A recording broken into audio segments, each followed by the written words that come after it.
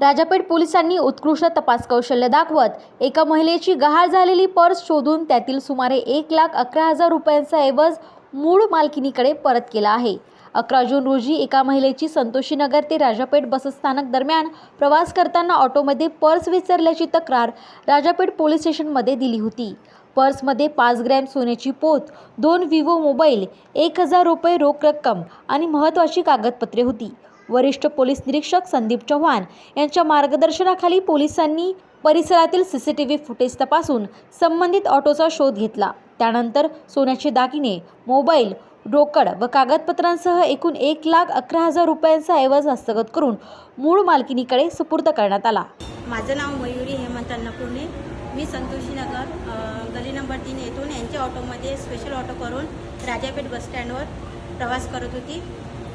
तेथे माझी बॅग यांच्या ऑटोमध्ये राहून गेली होती, म्हणजे मीच विसरली होती स्वतः। आणि नंतर आम्ही राजापेठ पोलीस स्टेशनमध्ये अर्ज दिला आणि संदीप इथले जे ठाणेदार आहे संदीप चव्हाण सर यांनी आमची पूर्ण मदत केली।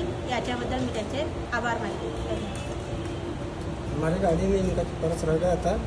मैडम को पता लग गया, हमने संदीप चौहान साहब के पास में लाकर पोस्ट कर दी।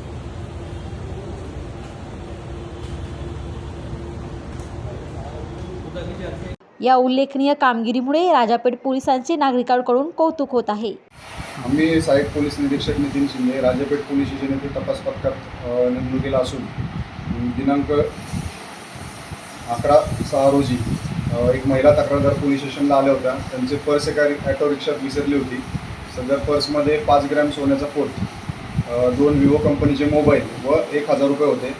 आम्ही सदर घटनेचे गांभीर्य लक्षात घेऊन DB पथकामार्फत सदर रिक्षाचा शोध घेऊन CCTV राजापेठ बसस्थानक येथील CCTV पाहून सदर रिक्षाचा नंबर प्राप्त करून रिक्षा चालकास कॉन्टॅक्ट करून तो सदरचा मुद्देमाल हस्तगत करून मूळ मालकास परत दिलेला आहे। सदरची कारवाई ही माननीय पोलीस आयुक्त राकेश ओला साहेब, श्री श्याम गोगे साहेब, पोलीस उपायुक्त परिमंडळ 2, श्री संजय खताळे साहेब, सहाय्यक पोलीस आयुक्त राजापेठ विभाग यांच्या मार्गदर्शनाखाली व गोपनीय श्री संदीप चव्हाण साहेब, वरिष्ठ पोलीस निरीक्षक राजापेठ पोलीस स्टेशन यांच्या नेतृत्वात करण्यात आलेली आहे।